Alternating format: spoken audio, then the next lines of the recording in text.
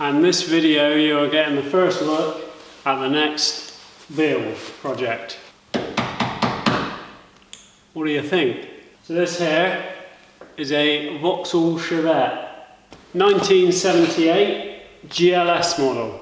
Got this off a mate of mine. It's been sat for about 10 years. He was using it about 10 years ago to just cruise around in. I was chatting to him about, the next build, and was saying I wasn't really interested in doing anything with loads of rust, and he mentioned that he had a rust-free one of these sat in the barn. I've always been a classic Ford guy, but I do really like the look of these things. My favourite era of rally cars is the era of the Mark II Escorts, the Sunbeams, the Chevettes. So yeah, I do really like these cars. This is a 4-door saloon version, and the plan for this, the sort of basic plan for it, is I want to build a car for the road, because I've spent the past 8 years or something building projects for the racetrack, and the reality is I think I've been on track probably once in the past 3 or 4 years. So I've got to a point where I've realised that it's probably not beneficial, and I would get a lot more use out of something that I can just cruise around, drive to work. So that's the plan for this. I want to make a nice little road car, something that's reliable, and something that I can just get a load of use out of. If I want to go to a car show, whole family can fit in this. In terms of what I'm going to do to it exactly, I've not got a plan as such just yet. When I started with the mongrel, I imagined that by the time that one was finished, I would be moving on to much bigger projects. And when I started the mongrel build, I borrowed quite a big chunk of money to do that build, just enough to, what I thought would be enough to live on while I got the build finished. And then, I was hoping that by the time it was finished, I'd be earning enough through YouTube to where I could carry on and, move on to the next, and it would just get bigger and bigger and bigger. But the reality of that was that it didn't work out, and I'm still paying that money back now. So it didn't pan out as I thought it was going to.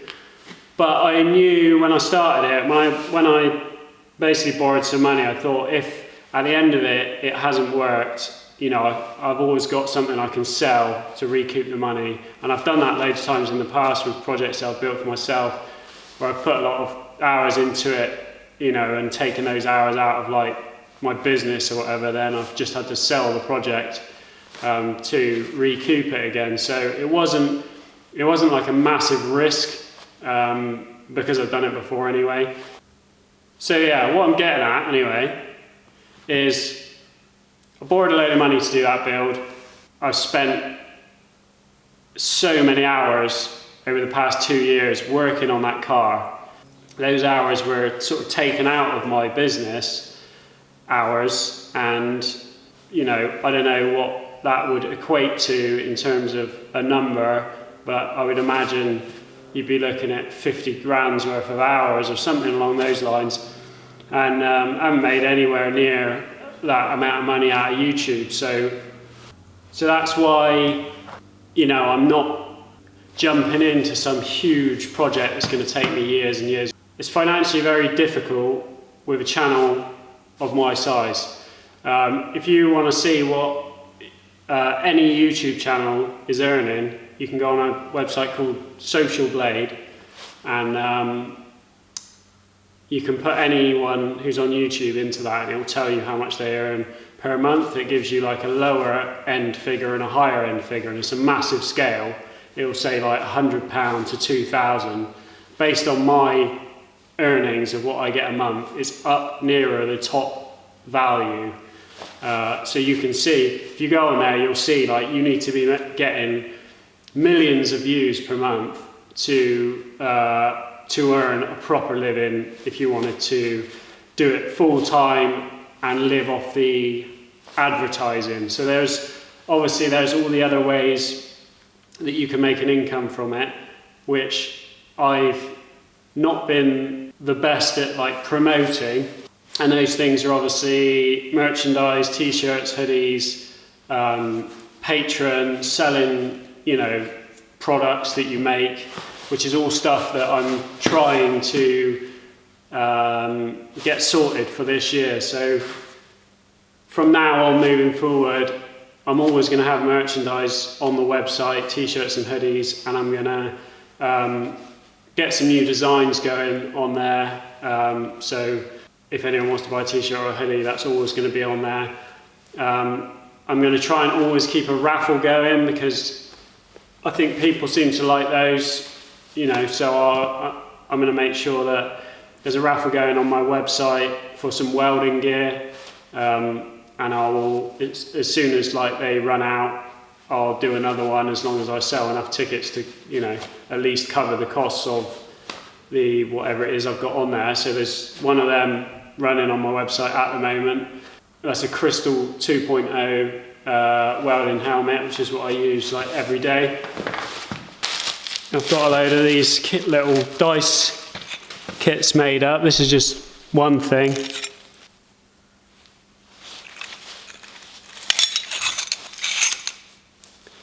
So that's a little mild steel weld together, like weld your own dice kit. I've got a few of those for sale on my eBay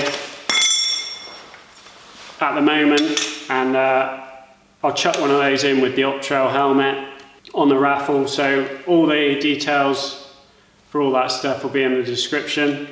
But I'm going to try and, you know, just make sure I've always got some stuff like this that I can sell and try and generate a bit more income for the channel. And then when it comes to my Patreon account, I am now uploading all my videos onto Patreon 48 hours early, and you can watch my videos on there with no adverts on them, basically for 48 hours before I upload it onto YouTube for £1 a month. So if the adverts irritate you, or you just want to see the content early, this video's been on there available for 2 days. So if that's something that interests you for £1 a month, then the link for that is in the description as well. But enough waffling on, let's have a little look at this beauty.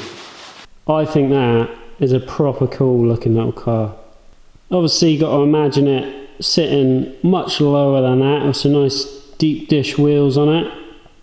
It is actually really mint. All this dirt is it's just dirt.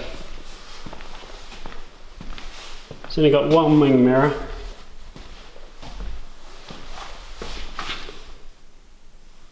What kind of wheels are you thinking? Some deep dish little steelies would look cool. Obviously it's going to stay with 13-inch wheels on it. Really cool looking car from the back. And these arches, rear arches, are all original, and they're absolutely mint. No rust. Look at all this in here. Interior is filthy, but it's like pretty immaculate.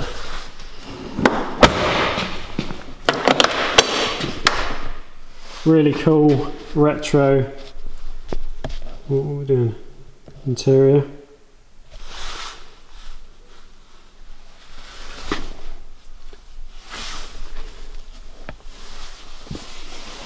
Look at the mileage. Can you see it? 22,000. Apparently that's genuine mileage as well, which I think it could be, just going by how good condition the car is. So I need to pretty much put a plan together of what is needed or what we're going to do, sorry, with this, but it's already got an engine swap in there, which is quite interesting. So I'm not going to show you that today.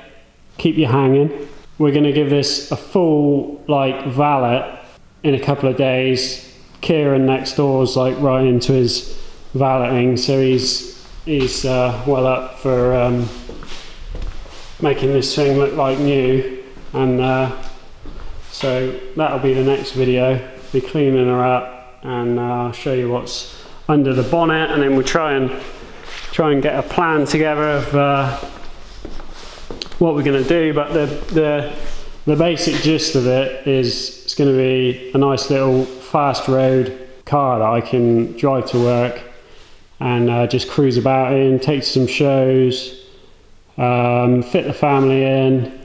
I'd like it to be, you know, good enough to take around a track if I wanted to. These cars were hugely successful rally cars, so you know there's doesn't take a lot to get them to handle really well. Similar to the Escorts in that respect. I was going to suggest we needed a name for it, but it's already been named.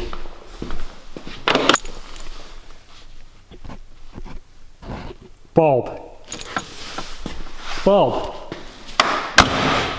Does Bob suit it? Does it look like a Bob? Don't know.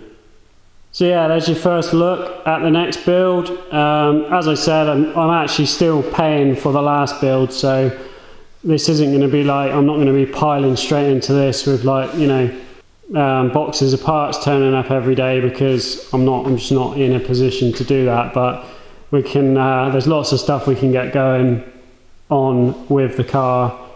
First thing we need to clean it all up and just get a plan together for what's going to happen with it. But that's it. That's your first look at it.